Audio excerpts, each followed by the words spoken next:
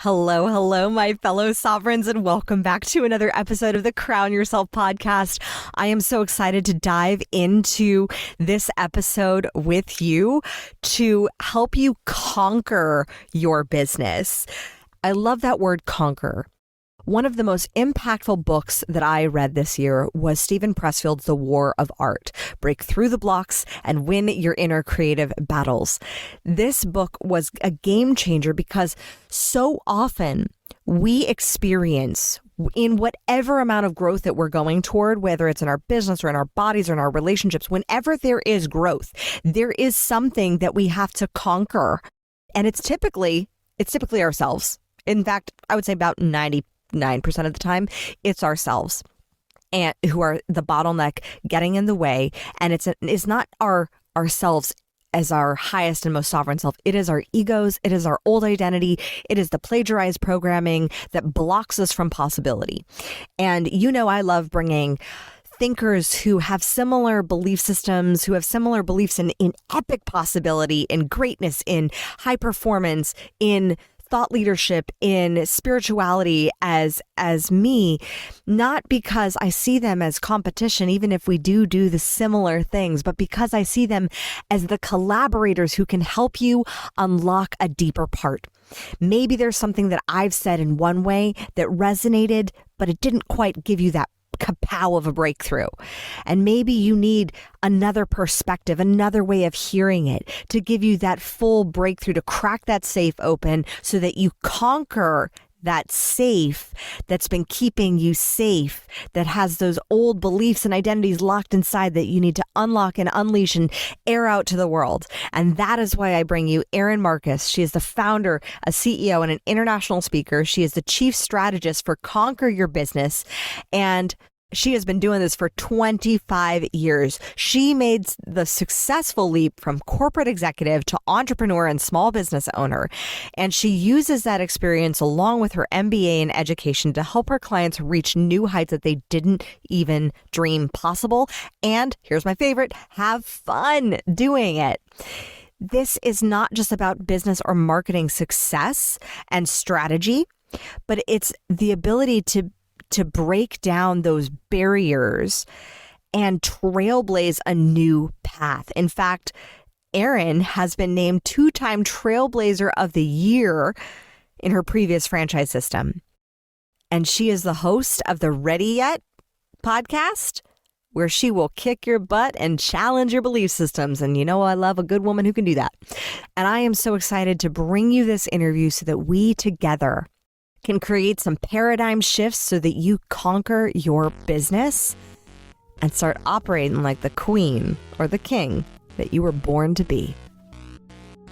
Welcome to the Crown Yourself podcast, where together we build your empire and transform your subconscious stories about what's possible for your business, body, and life. I'm your host, Kimberly Spencer, founder of crownyourself.com, and I'm a master mindset coach, best-selling author, TEDx speaker, known to my clients as a game changer. Each week, you get the conscious leadership strategies you need to help you reign with courage, clarity, and confidence so that you too can make the income and impact you deserve. Imagine this podcast as your royal invitation to step into your full potential and reign in your divine purpose. Your sovereignty starts here, and your reign is now. Erin, I am so honored to have you on this show. And I just want to kick it off with, what is authenticity? How is it reflected in your business? How has your authenticity changed, if at all, as you have evolved as a business owner? Oh my God. So many things, right? So, okay. What is authenticity in your business? It's understanding, especially in the entrepreneur world, in the small business world, that your audience, your client wants you. Not what you think you're supposed to be, not what you think they want to hear from you, not what corporate told you you needed to be. Let me repeat, not what corporate told you. Can we tell that's like where mine fell apart? But they want you. And this is it sounds so easy, right? It sounds, just be you be you. Like, it sounds like it's in advertising. You be you. Yeah. And what is that? Well, first of all, it's about the scariest thing you can do in the public arena, because the truth of the matter is we need people to like us in order to survive. I'm not even talking about business. I'm talking about like hierarchy of needs. So when you want to say, go be authentic, but you have any story at all, because guess what? We all have the stories that anything about us is not good enough, right enough, the way it should be. Doesn't make us suck, doesn't make us bad. That's just how human brains work. So what we're telling people to do is to fight against neuroscience, right? It's not woo-woo. It can be, but it's neuroscience. Fight against neuroscience, fight against 20, 30, 40, 50 plus years of subconscious programming, and just go throw it all out there to be judged, right?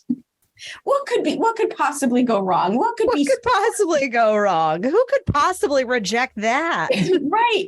And so this idea of authenticity in your business and in your marketing is 100% accurate and 1,000,000% hard. And I have all the empathy in the world for the people who are struggling through it, because we've been there. I'm multiple years, multiple six figures into my business. I'm having a moment. I'm looking at my brand. Plus, it's January. It's time to evaluate everything. And I'm having a moment where I'm looking at my brand. I'm like, oh, am I getting out over my skis on how direct I am? I know, right? I know how direct I am. I know how, what gets reflected back to me is I'm coming to you because I knew you would tell me the truth. Mm-hmm. I know that I'm more edgier than I am fluffy, but real time, having a moment, is the brand too aggressive? Is the brand too masculine? Is the brand too demanding? Is the brand all the things? And then you have to decide, is that an accurate statement, or am I just having a moment because I'm human? Mm-hmm. And I definitely went through the same evolution. And I feel you in because I know we talked about before, like the name Conquer Your Business. Like, I think that's just so powerful. And that speaks to my masculine energy. I mean, my TED Talks was called Becoming a Warrior for Possibility. Right. And I can't hide I look kind of girly today. I got a little white sweater. I got a heart-shaped necklace on. I'm a little girly today, but girly is not my default. Mm-hmm. And I think looking at that, when you say girly is not your default, I know that, starting your business, there was some blue and paisley involved. I know. I was telling you, this is the perfect example of what happens in authentic marketing. So I come out of corporate. Not only do I come out of corporate, I come out of the C-suite level of financial services in a public company. You can't get more blue suit, right? You can't, right? Legal might be the only thing more than, right? This was insurance and financial service. Banking is probably the only thing more blue suit, right? And so my first logo that I created, I didn't create, I had someone create it. I was very excited about it at the time, was a square with my initials in it in like an old English font. And the square was blue and gray paisley. Mm. And if there's anything I'm not, child of the 80s, grew up with, 16 candles, and I still never embraced the paisley print with the old English font. And then you want to know why you can't make any money. Mm-hmm. It's because I didn't go with my brand. I couldn't speak paisley in old English font if I tried. It doesn't come out of my mouth.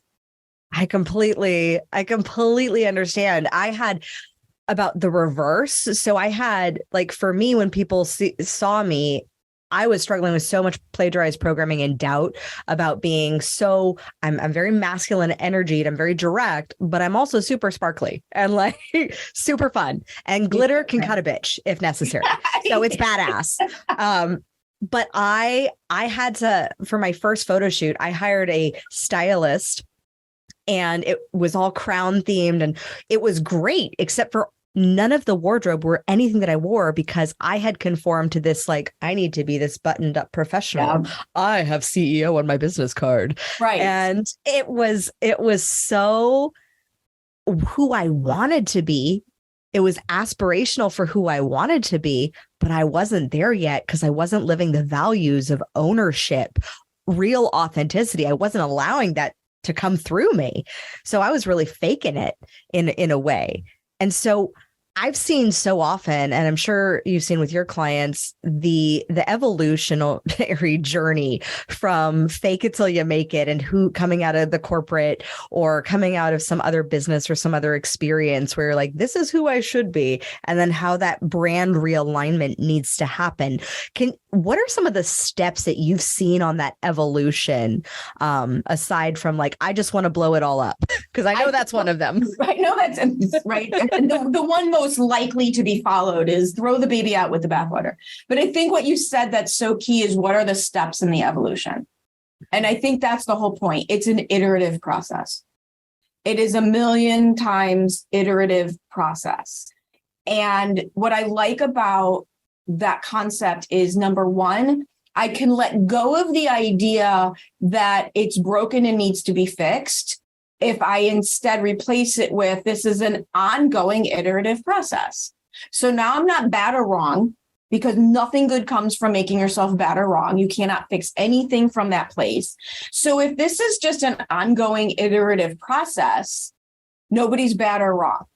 And so that's number one. And number two, what's interesting is I see this from both sides. I watch, and this was my story, where the original brand and marketing, because brand is not just a logo, by the way. Like, I know we're talking about that, but your brand is not just a logo. Your brand is how you talk, how you show up, what your clients experience. And so the original version of that for me wasn't in alignment with who I was and how I behaved. So it didn't work. But I watched the other, kind of like what you're talking about, I watched the problem come from the other side also, where the aspired to brand is too far removed from where you are. And so there's also a misalignment. Mm-hmm. And some people let that stop them. I had a conversation with a client the other day who was literally frozen and not taking action. And what we finally unpacked was, she didn't see herself as being the person who, made the $1 million. And so she was letting it completely stop her. And so that inauthenticity was stopping her. And it sounds right, but it's the other side of the problem. Mm-hmm. It was, instead of being inauthentic as in I don't match, it was inauthentic as I'm trying to do something that I am not capable of. And so what we talked about was, of course, you can't do that because you're not there yet. You're just not this is great news. You are not yet the person who has $1 million business. The beauty of it is, by the time you have $1 million business, you will be that person. So authenticity in your marketing, authenticity in your business and how you show up is an ongoing iterative process that, when you just stay in alignment and keep doing the work, by the way, this is not like sit back, navel gazing, dreaming and it'll come. This is actionable work, mindset and action, belief and action. When you do the work, your authenticity, it all becomes easier. You're growing with it. You're not trying to grow ahead of it. You're not trying to hold on to something that isn't accurate.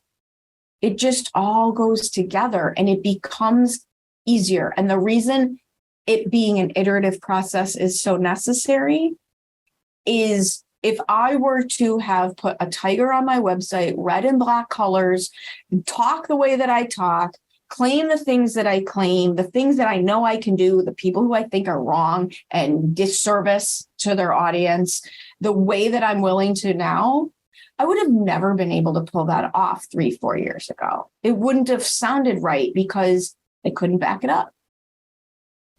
It would have been inauthentic. So by growing with the brand, it becomes easier to do the things that I need to do. The neuroscience doesn't stop me as much because what I've done is I've snuck up on my brain.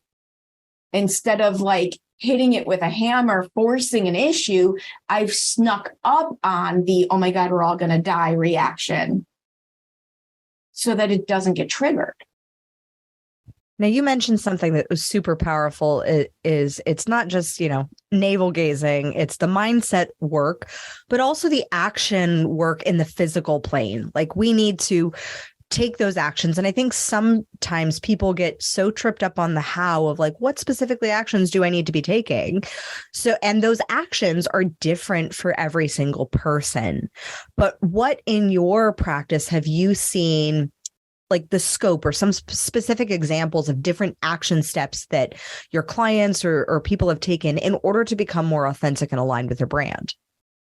So the way to become more authentic, more aligned in your brand is the way that you kind of do anything. It's getting past the fear that's stopping you. And one of my go-to ways on getting past the fear that's stopping you is to back things up until we find the point you can take without the fear. What's the step you can take without the fear? So using speaking as an example, there's a lot of people who want to speak on stages to help grow their business. Great. Fantastic. Big fan. Do it myself. But if I say, okay, go book speaking gigs where there's 1,000 people in the audience, they would have a heart attack. They're not there yet. That's okay. Can you speak in front of 500? Can you speak in front of 100? 100 people sounds like a lot. In the room doesn't feel like a lot. Like 100 is kind of a magic number. It's 10 tables. Yeah. It's 10 tables. 100 people is a luncheon. Can you speak in front of 30 people? Can you stand up and give a lunch and learn a 30-second? Like, where is the thing that you can do without worrying about it? Let's start there and then get to where that's like no big deal and then take the next step. Mm-hmm. So the action plan is, number one, figure out where you want to be. This is the thing. Most people don't know what they want. They've never been asked what they want. It's been beaten out of them a long time ago that they're allowed to want anything.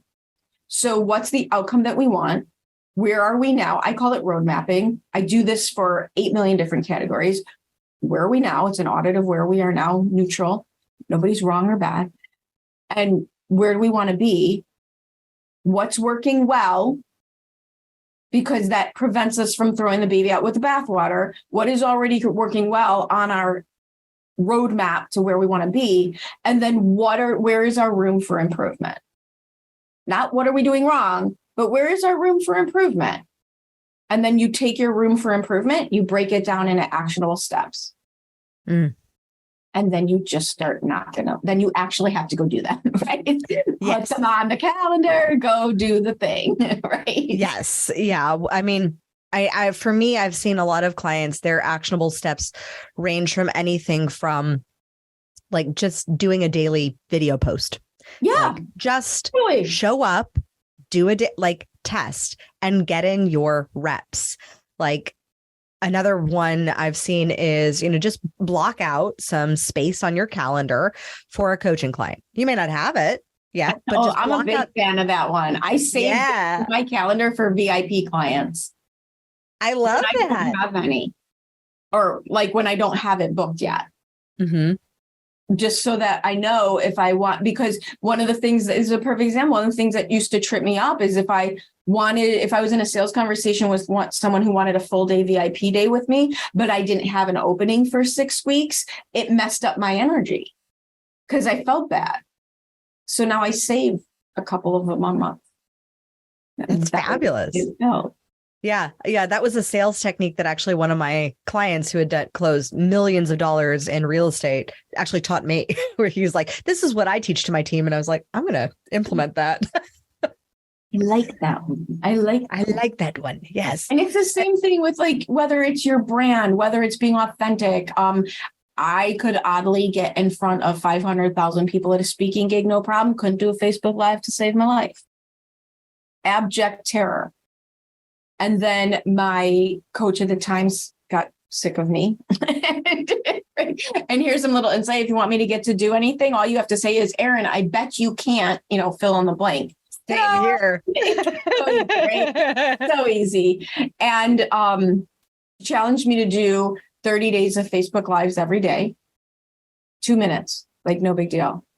And this was a kind of a pivotal moment for me because it took 4 days, and then it didn't bother me anymore. I was so upset with myself because basically 8 minutes stretched out over 4 days, and I had let this stop me for over a year. But if I really look at it, it's harder to do a good job in 2 minutes. You know, if I'm on stage for half an hour, it's more of a conversation. I could recover and have more opportunities to do a better job. And was I willing to show up authentically on video? And then what happened is I did one from my mom's house, and I did it by accident on my general page, not to a small group. And it got huge likes. And as a hot, sweaty mess, because I'd been jogging in Florida, and that's the one everybody loved. And you realize, oh my God, I didn't die. Maybe this isn't so bad. Now, I know COVID and like the past 2 years specifically has given people a lot more grace and understanding with embracing all the parts of their lives, because a lot of people were stuck at home and there were kids walking in and animals and pets and all those things that maybe in the past would have scared us or seemed quote unquote unprofessional, that horrific word. How do you encourage like where the line is of professionalism Yes. versus that crossing the line into oversharing? Totally. I think the thing that makes me laugh the most when you talk about Zoom world and what's professional and what's not is the idea of teaching via Zoom.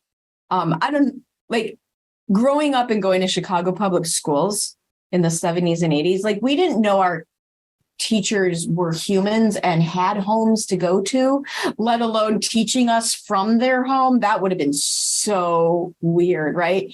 But I think I liken it to how I would counsel somebody in how they're going to show up.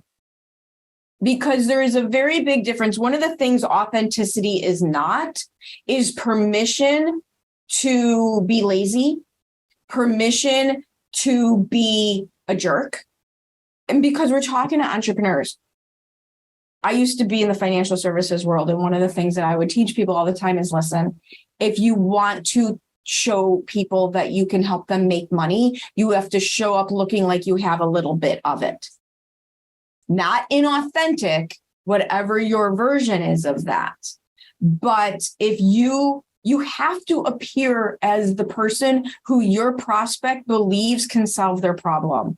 And you also, in my opinion, just from a place of being of service, show up as a person that your audience feels that they are better off for having you in their lives. Like, of service.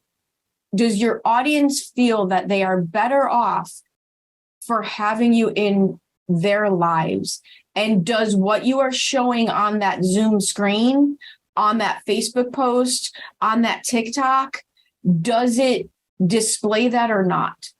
It's not about perfection. It's not about, Instagram worthiness, but it is about, I hate to use the word professionalism because we kind of used it but there's the version of professionalism that stifles you, and there's a version of professionalism that propels you forward. And if you want to move ahead in your business, what's your authentic version of professionalism that propels you forward? This was an interesting concept that I actually, and ironically, found from watching the show The Kardashians. I learn lessons from everywhere. Hey, right. I was so curious of they built multi-billion-dollar businesses, right? And one of the things that I saw on the show was a definition of professionalism, of just showing up to your commitments. Yeah. And that the key, professionalism doesn't necessarily mean being all buttoned up and in a suit and tie and having to be all proper, but it does mean showing up to your commitments and being at least in integrity with your commitments and your word with what you say you're going to do and showing up for that. 100%. I use the word integrity for that. So absolutely. And I think integrity, some people, I've seen a direct correlation between the success of others of this and the success of my clients based on the level of integrity of how they keep their commitments. Where is the line, though, that you've seen between overcommitting to things that are not aligned? Because a lot of times when you're getting started, there's the ease, or as you're growing, suddenly more and more opportunities come and you just like, oh my gosh, getting flooded with speaking. And like, how do you decipher what commitments are in alignment so that when you commit, you fully commit and you show up to it? So there's to me, that's two different things. So number one, over committing yourself is scarcity mindset. Saying yes to everything because you're scared if you don't, you won't be successful. There won't be another opportunity. That person will never speak to you again. Whatever it is, it's time scarcity, which is no less of a burden than money scarcity. In fact, I would argue time scarcity is probably worse for more people because the truth is I can make more money. I can't get back more time. So I say the same thing. Right? You can always just go make more money. I can go, if this all falls apart, I can go get a job. I don't know that anyone wants to hire me because I'm kind of a jerk at this point. I just like to do things my own way, but I could go get a job, but you can't bring back time, right? So number one, overextending yourself and saying yes to everything is a boundaries problem and a time scarcity mindset. So that is one issue to work on. But the second thing is the alignment piece goes back to, do you know what you even want? And I do something, I call it setting the stage. And I do this every day. I have my annual goals. I don't even call them goals anymore. To me, that's very boring because I never reach my goals. This is where I'm a little weird. I don't reach my goals because I move the goalposts if I'm getting close. And that's what keeps moving me forward. So I don't call them goals because I'm not going to get there. So every day in my journal, I write down cool things I'm doing, what I'm making happen. I give it a different title almost every day, right? Things I'm creating. Yes, this is happening. Like whatever, inspiring thing I need to say. And then I write down what they are. There's a financial goal. There's a business related goal. There's a physical goal. There's an environment goal, right? You could have a relationship goal, whatever categories you're working on. And I write them in my journal every single day. And the first part of my morning routine is reviewing what I said I want, a statement. It's a vision statement of what I said I wanted in my life. And yes, because I'm an entrepreneur, the business one has a very big section. But I do that every single day because it sets my stage. It gives me a litmus test.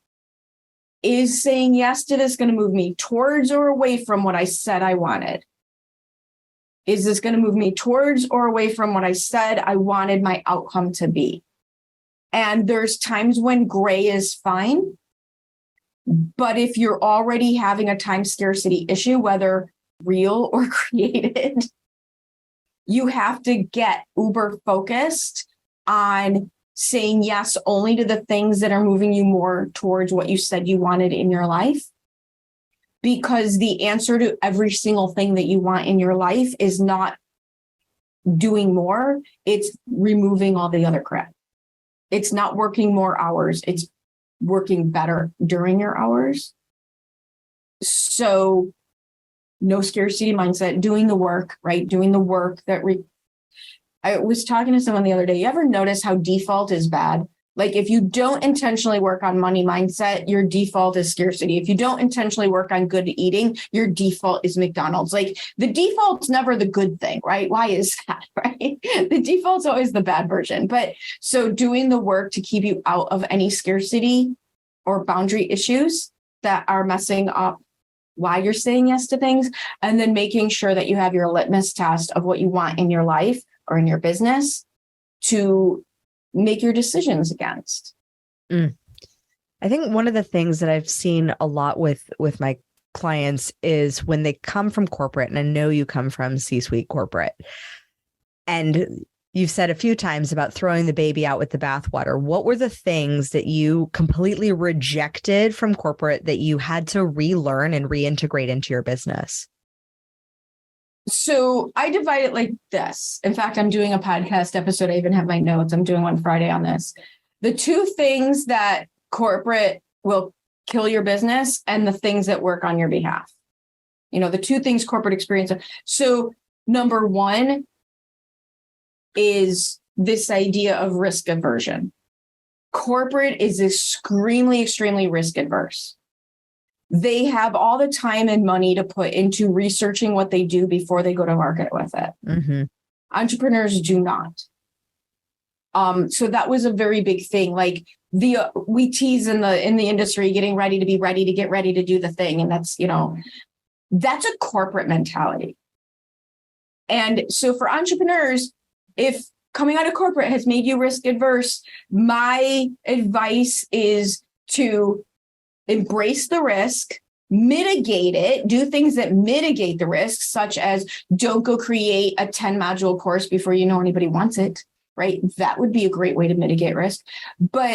And then automate things so that when you pass out from the risk, it still happens, right? Let someone else press the go button so that you can't stop it. I have zero issues tricking myself into action. This is my business, not my life. I don't need closure. I just need it to work. So I don't care if that means playing tricks on myself, and that is perfectly fine, right? So that's like one big thing that will kill you. But some of the things that will help you, some of the things that you learn from corporate to embrace: work ethic, work. Like most of the time I have to explain to my clients, you don't have to work more, but every now and then it's easy to hide when you have no schedule. And all of a sudden the laundry is imperative and the dog needs to walk every 45 minutes for at least 35 minutes, right? Like, of course, that's an important thing. Like the work ethic of corporate and having a structured day will help you immensely. The other thing for entrepreneurs that corporate, please re-embrace this. Stop DIYing everything. Hire people who know how to do things. Like in corporate, it would have never occurred to me as the senior vice president of business development in charge of sales and new accounts. It would never have occurred to me to go spend 15 weeks learning how to create a website. Not my job, right? It would have never occurred to me to drive over to our office in Madison, Wisconsin, 2 hours away so that I could pay the bills and do the books. So why these highly professional people who come out of corporate suddenly think that they have to do all of the things, like re-embrace delegating. Yes. I mean, I never worked in corporate, but I've had many clients who have, and the discipline of the work ethic and the delegation are the two number one things that I too have seen, because with the desire to have this freedom, and there's a perception with freedom that just means whatever. Like, yeah. But I'm like, it's not your life is on vacation. Right. And the horrible truth that I learned, that I watched so many of my clients go through, is this feeling, especially for those of us who had successful corporate careers. I'm brilliant. I'm smart. I got accolades. I got bonuses. I got ownership shares. Look at me, look at how great I am. Of course I can leave and it will work just as well when it's my own thing. And then the realization hits that you were brilliant and accomplished and celebrated on a very narrow path that somebody else created. And once those bumpers are out of the gutters, all bets are off. And night and day. And left to your own devices, the first thing I teach people to do is okay, well, if you can be great and brilliant on a path, let's put some bumpers in your gutters and create that path. And you forget, I watch the entrepreneurs forget that the beauty of the entrepreneurial world is you get to create whatever you want. Now, if you want to make it work, you have to create a path for yourself, but you get to decide what that is. And the scariest part is sometimes choosing into what it is that you want, because so often people don't know what it is that they want. So when they're creating and stripping away what I call the plagiarized programming of corporate or society or parents or whatever, who you ever thought you should be in order to be successful, when they're stripping that away, what are the key pieces that you find need to shatter first? So it's anybody else's expectations. What is that? The definition of frustration is expectations minus reality. If you want to stay in a place of frustration, have any expectations at all, especially the ones that are not yours. So what is the difference between expectations and goals for yourself? Probably the come from energy. Expectations is kind of like willpower. They're both very punitive in nature, right? The come from energy is heavy, damn near oppressive. It's very forceful. It's very forceful. And again, just for the audience sake, these are two very masculine women saying forceful is not what we want in this place. Right? Like, I'm not saying be light and airy and whatever happens, happens. No, man, I have plans. We work the plan. But if I have expectations that I am tied to, it messes everything up. Goals, desires, learning, that in the way that I describe it is I had to learn how to be pulled forward by my desires instead of being pushed forward by my problems. And how did you learn that? How did you flip that practice? Did I say I learned that? Isn't that past tense? No, that's not a look. This is again, if you're not intentional, I made up a word. If you're not intentional about staying on top of this, you default to the bad version. If I'm not so in my morning routine, for example, sometimes it's business journaling, sometimes it's a lot of gratitudes. The thing that I do the most is called the what do I want exercise. And this is great. This is great for if you're going to be immersed, my family won't hear this. Let's just be honest. I went to an event with my family that I was already in a highly stressed situation. I had just lost a beloved pet of 15 years. We had just moved and my other dog had an emergency vet situation and he's an 85-pound beast that likes to eat people. So those three things happened within 14 days. And then I was going to a family event with 85 people and 2 of which I didn't want to see. But I was going to just leave it at that. And they were very, very involved. And I literally sat down. I do this in my business. I do this in my relationships. I do this with my physical being. The exercise is called, what do I want? So I sat down and I wrote down, what do I want? And the first thing I wanted was these 2 people to not be XYZ, fill in the blank. Expletive. That's what I wanted. But here's one thing I know. I can't have that. I'm not in control of that situation. I can't have that. So back when I got my MBA, I did a session on negotiations and you have your BATNA. What's your BATNA? Your best alternative to a negotiated agreement. So I know I can't have what I want because I can't control these 2 people. okay, what's the next best thing that I want? I want the people that I care about in this drama triangle to not be hurt. They're elderly, they're older. I don't want them hurt. I can have an effect on that. Who do I need to be and what do I need to do to get what I want? And I wrote this out. I need to not get triggered by these people. I need to maybe not talk to these people. I need to not let what they say bother me. I need to not add to the drama. I need to just forgive and let it go. And this was like pages. And I did it every single day. Every day that I was there, I did this exercise. I do this exercise right now because I need to get back in the physical shape that I'm used to being. So this is one of my exercises. What do I want? I want to be able, when I go to Costa Rica in May, to be able to do this, this, and this. Okay, what do I need to do and who do I need to be in order to get that?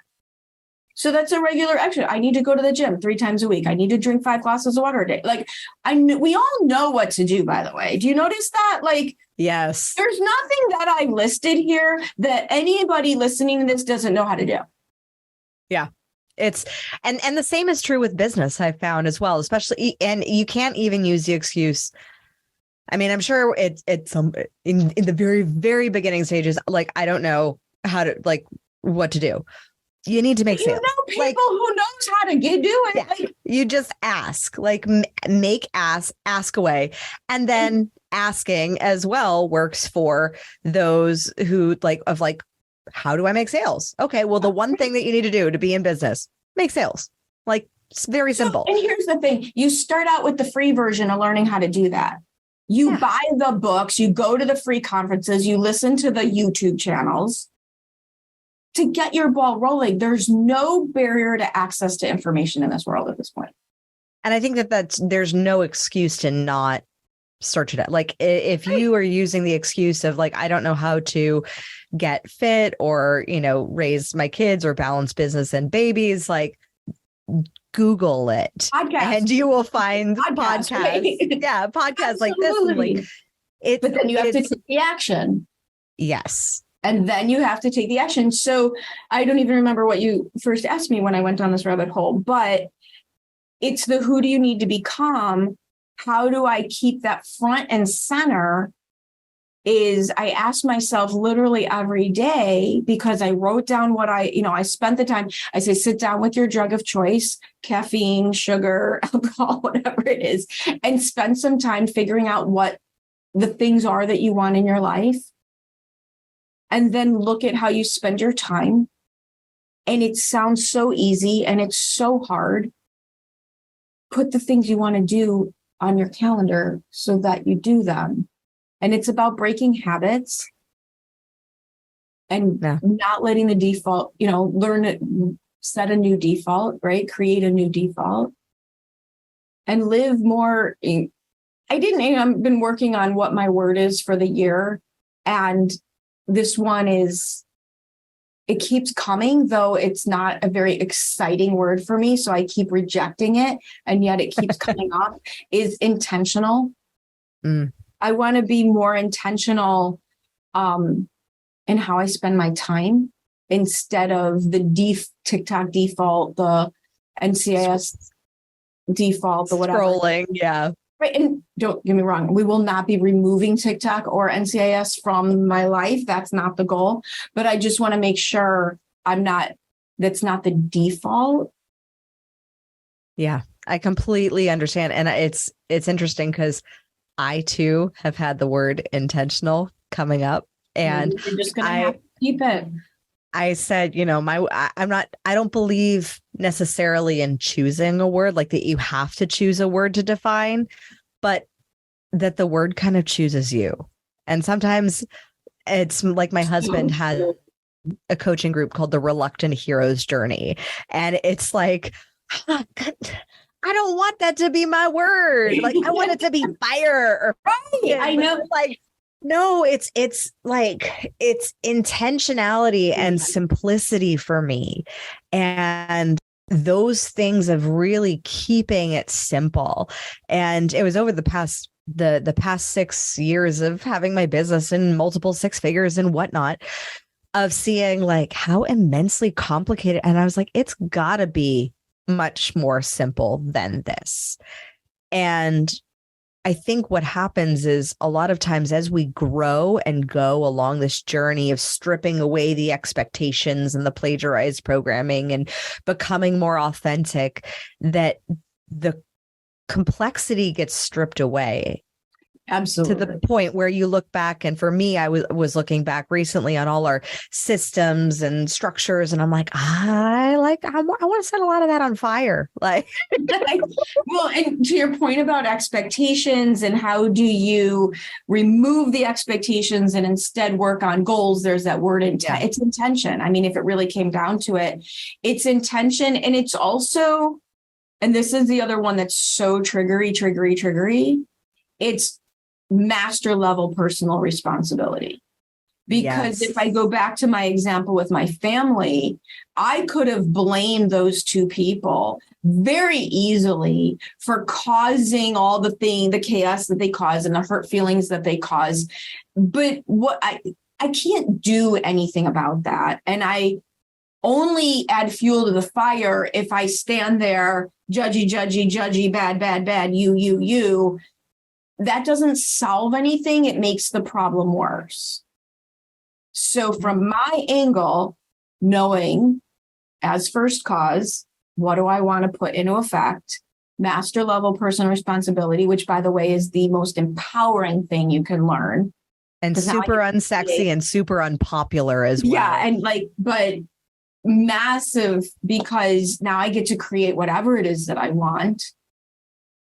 And I'm still human. It was a lot of fun in the moment where I chose to not add fuel to the fire when jerk person A walked into the room, throwing a fit. I very happily got up and said, "Oh, I'll take care of it." So yeah, I got my digs in. No problem. I'll take care of it. Oh, no, I didn't. Really, seriously, I'll take care of it. So yeah, you get to use it a little bit to get your jabs in when you need to. But I mean, personal responsibility, it's like, it's full ownership. And I mean, when you're in that, it's literal magic when you're in the moment and you see someone behaving or your external environment and you're like, I don't like this. And how am I causing this? Or what can I do to shift this? Mm-hmm. And it's not the sexiest thing because as our human default wants to blame. And our society has I don't think that used to be a thing. I think that's a created problem. I think illusion. Yeah, I think that personal responsibility used to be one of the top 3 characteristics of human beings. And we can argue, we can have a whole other show about personal responsibility. Yeah. And whether it's society or we've changed or our values have shifted or whatnot, there is something very appealing to our egos to play that victim role. And we have to recognize that even though it may feel good in the moment, even though it may feel because you're right, they're wrong, you're right about your suffering and whatnot, at the same time, it puts you at the effect. It doesn't allow you to be the creator of your circumstances, and it completely disempowers you to being a victim of the enslavement of the illusion that you're trapped under. And I don't think people realize that in the moment. They grab onto their what I call righteous indignation. And you don't realize that your righteous indignation is giving away your agency over yourself. Yeah. Agency over yourself is flat. And righteous indignation has a lot of energy behind it, right? And it's what we see on TV. It's what we see on social media. It's what we see on so-called scripted reality TV shows, is they reward the righteous indignation. And they don't, it's not, it goes back to like, I have a journalism degree, and I remember coming out of school in the 80s, and that was really the beginning of that sensational media or the current version of it. And you didn't realize that it was creating a culture, right? It was creating a reward system that you get attention for behaving this way that didn't used to exist. And attention really is one of what I call the Trojan horses to any belief system, because we have attention or acknowledgement of that which we don't want, like attention for the negative. But because we get attention for it, it feeds that desire and that biological need to be liked. It's a hierarchy of need. Well, and it's the hierarchy of needs again. It's neuroscience, because if you need to be right and now people agree that you're right, now you're safe because people like you because they agree with you that you're right. And now you're safe. And it is an illusion, but it's so powerful. It's a very powerful illusion. And so when you're stepping into that space, to circle back perfectly into authenticity, that need to be right is what we're combating when we're becoming authentic, because that means that we have to have been wrong about who we have been. Absolutely. Absolutely. And it goes back to like, nothing good comes from making yourself wrong or bad. You cannot embrace your authentic self. That's a really good point. You cannot embrace, or it's going to be really hard battle to embrace your authentic self if you're busy making who you currently are wrong and bad. And even who you have been as well, because then you get tripped up on the guilt and the shame of and all the lower vibrational negative emotions that keep you stuck. Right. And doing the work for it, because, kind of like you and I both talk about the times in our business where we were so inauthentic, and the fact that led to zero sales. And yet you don't hear either of us have the dreaded emotions around, like looking back, because we've done the work to forgive what needed to be forgiven, to get past what needed to be get past. You don't have to have the attachment to it. And to join in with what we were talking about, the expectations. One of the reasons that those places are hard to be is we think the inauthentic version of ourselves is what is going to acquire those expectations. And instead, you've kind of got like two strikes against you. You've got inauthentic self and expectations, which are coming from either a place of scarcity or a place of oppression or a place of, whatever negative word you want to use. And now that's where we're going to try to build a business from, which is the hardest thing you could do. You're making it a lot harder on yourself. Yes. So how do we make it easy?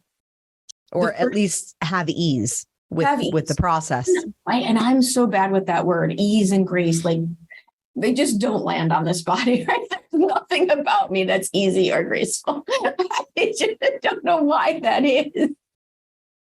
When I hear ease and grace, I think of people in flowing skirts with long blonde hair. And I'm 5 feet tall, so we wear flowy nothing because we look ridiculous. I'm 5'2". I still wear the flow. I'm like, I will just be the fun-sized cupcake walking down the street. I just cannot pull that off to save my life. Keep trying. Why are we drawn to the clothes that just don't look right? That's right. Yes. So how do we do it? I think a couple things. Number one, committing to the fact that it's a process. Nothing's broken and it can't be fixed. It's just an iterative process. You are where you are now. You have where you want to be. It's just an iterative process, and committing to that process. And then one of my favorite quotes, and I will not even try to say the guy's name because I can't, it won't come out of my mouth properly. Success is tied to the amount of truth you can take about yourself without running away. Ooh. And the first thing I had to learn was how to stop making myself wrong. I started my entrepreneurial journey pre-COVID. So you're in your car all the time going from thing to thing. And at some point during the day, there would be an out loud comment to myself, oh my God, you screwed that up. You're such an idiot. Why would you even do that? Like, I was very attached to making myself wrong within my entrepreneurial journey. And what was so hard for me to realize that was it wasn't something I had ever happened in corporate. I was the rule breaker in corporate that got rewarded for breaking all the rules. And so I didn't see that coming. I never expected that to be a problem because it had never been a problem. And so I was very, very stuck where if I wasn't doing a great job instantly, I must be horrible and I must be very wrong and I must be doing it very badly. And so learning how to get over that, again, that is a daily practice. And the other thing is, I will tell you, I started out with all the free versions. I absolutely started out with the books. But if all it took was a book, it'd be easy. Everyone would have done it. You cannot see this in yourself. You just can't. You're too forest for the trees. You're too close to it. This requires external coaching. This requires on your side a commitment to being open to it, and then external guidance for the person who's already walked the journey, because it doesn't, what makes sense to me now did not make sense to me then. What so very clearly and easily makes sense, all the sense in the world to me now. Like, why would I ever think that? Why would I ever do that? Like, no emotional, like back then I couldn't even see what was happening because I hadn't done the work. I hadn't learned the things. Yeah. So a book is great. Start there. Podcast, start there. But if you really want a breakthrough, it is going to require somebody who has more awareness than whatever level your awareness is currently at. And outside perspective for sure. And I think it's from the iteration of having my business and then from just in the past 6 months growing our podcast guesting agency, what I've seen is that as we got more and more clients, more and more people couldn't see how their brand was being projected from the outside. They had a perception of how they thought it was being perceived, but from the outside, as we were submitting them for podcasts and the feedback that we were getting, how it was actually being received was very different for some people. And so how do we bridge that gap between who we are and how we want to be perceived and do it in an authentic and aligned way? I think it's the most courageous thing you can do. It takes bravery, quite honestly. It takes courage. I would say it also takes humility too. Oh God, you can't get heaps of humility. So random stories for you. Do it this way, I guess. Like this is how I did this. When I was 40 years old and left corporate, I needed something to distract me from that chaos, right? And I grew up since I was 19 years old, and this is hysterical because I'm 5 feet tall. Since I was 19 years old, I've been into powerlifting and bodybuilding. I used to actually compete in bench press. And then I also was boxing. Like this, none of this goes together, right? But I tell you that to say that once I started my entrepreneurial journey and I needed some kind of physical stress relief, the gym wasn't going to cut it because I'd been doing it for 20 years. And hitting it hard for 20 years. So my mind can wander while I'm even lifting really heavy because I've been doing it so long. So at 40 years old, I decide that you want to talk about learn how to be uncomfortable and stay uncomfortable. I decided at 40, I was going to learn how to figure skate. Ooh. And by the end of the year, I was in an adult beginners competition for figure skaters with the blue dress and the glitter and the blue scrunchie because I had long hair. And I did a 90-second routine, choreographed routine to Landslide by Fleetwood Mac. That is amazing. And I am telling you, followed up by 6-8 months of trapeze classes with the silks and the rings and stuff. Yeah.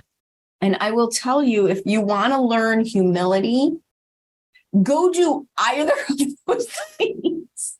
As an adult with zero experience in either of those things. Like, you cannot take yourself seriously when you are on your hands and knees careening across the rink backwards, right? Or hanging upside down by one leg from the loop in the rope, needing some cute 20-year-old college student to come rescue you. Because you are now laughing so hard at yourself that you don't have the strength to get back up into an upright position that would loosen the loop around your foot. I don't know why that's so specific. But seriously, like, there's something about me that thinks it's hysterical when I have no idea what I'm doing. And I think that's a testament to having the courage to be seen as a beginner, and especially coming from such a successful background. So many people put their success up on a pedestal, which is easy to get knocked down. And you didn't start with your success on a pedestal anyway. You had to climb. But when you put it up on a pedestal mentally, it's very easy to get knocked down, and it looks very scary. It's a straight drop off a pedestal to get to be at the bottom again, versus the gradual climb that it took for you to actually get to that height. And I think when you have the courage to be, and the humility to say, I'm a beginner at this, I'm just getting started. Like, I listened back to our first podcast episode. I don't know if I was brave enough.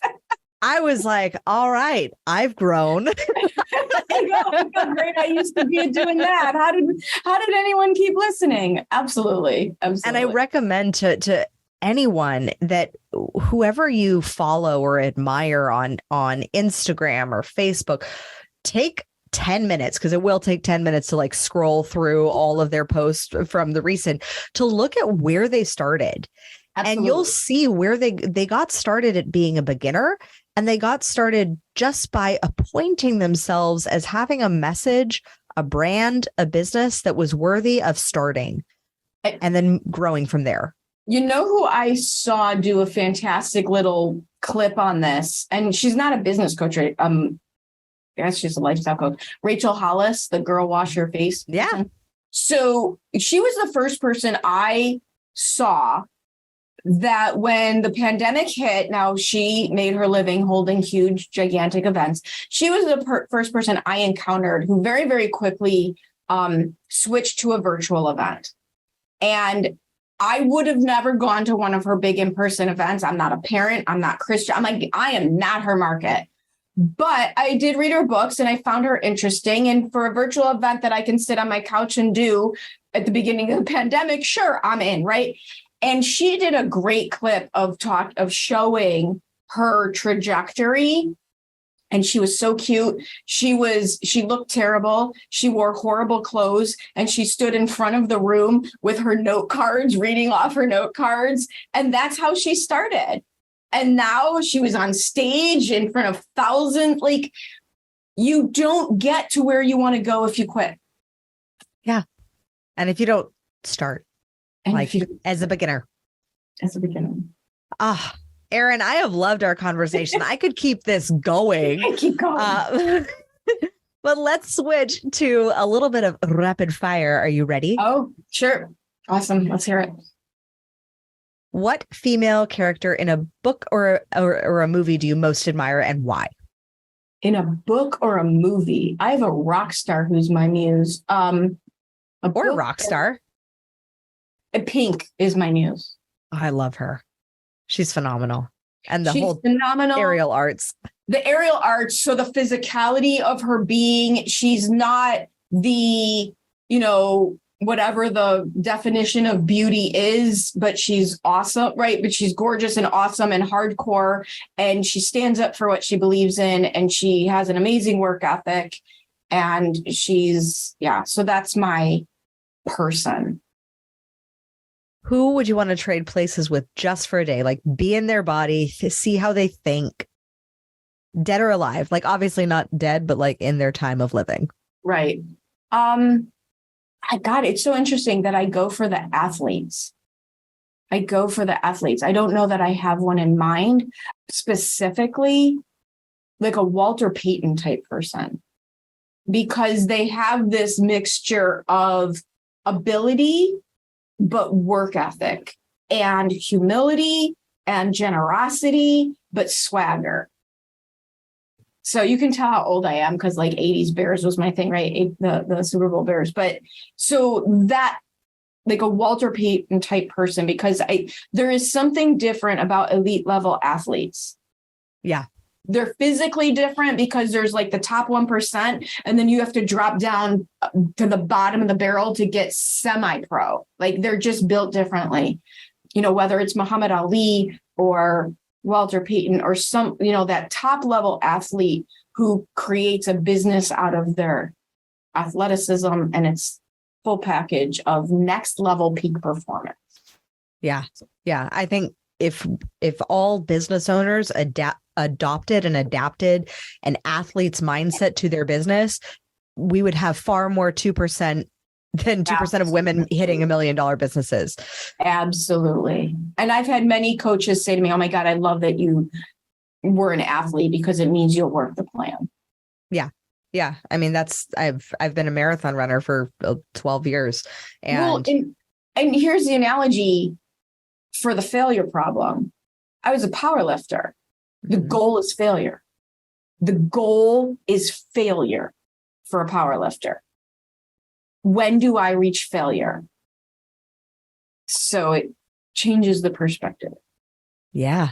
Yeah. That's a huge perspective shift. Huge, like transformative to how you show up. And the other thing about the athletic world that I think is a really good muse or to set the stage for you is things that people are scared to talk about, athletes just put out there. This is how much I weigh. This is how old I am. This is what I eat. Like, it's no big deal. Yeah. All the things that this is how I look when I'm a sweaty hot mess. This is when I look when I'm pretty and ready for the press conference. Yeah. Like, it's all this is how much I got paid to be a part of this team. And this is how much I got paid. Right. It's all just out there. So much of what we let hang us up in the athlete world is just a step. Yeah. Oh, brilliant way of thinking about it. What is your morning routine? Speaking of athleticism. Okay.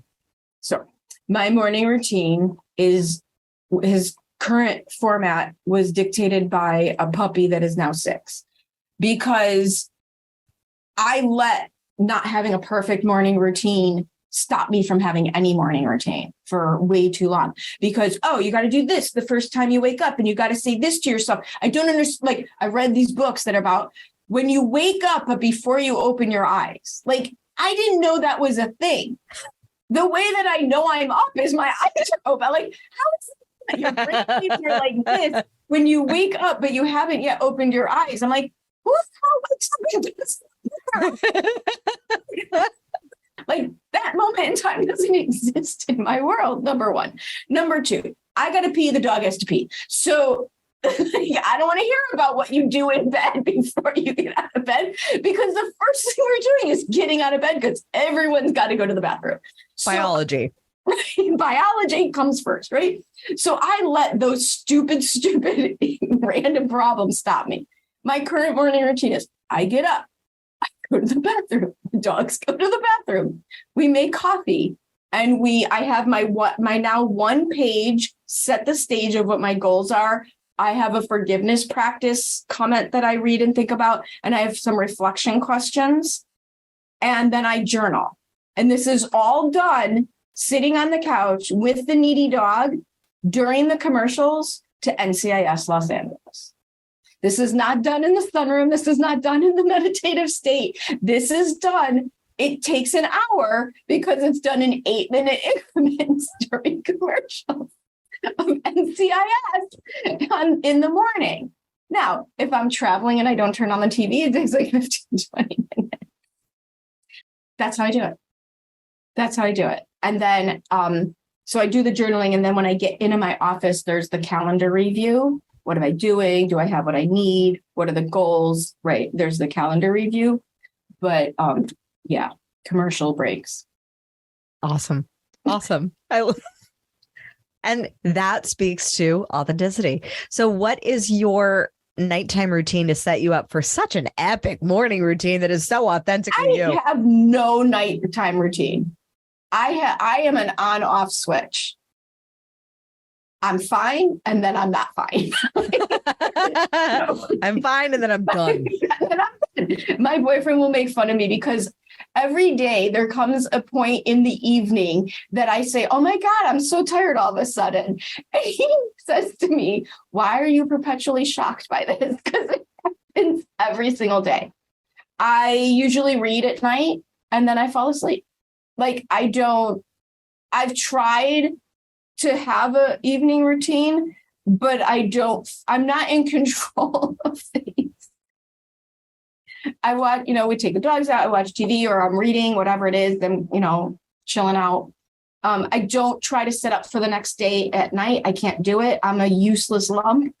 What I read in the evening is not usually difficult reading. It's more, right? And then I move from reading the book on the couch to reading the book in the bed. And then at some point, I'm like, yeah, I'm done. And then I go to sleep. But I don't try to. I really like sleeping, first of all. And there is no evening routine because I'm not in control of the biology of it.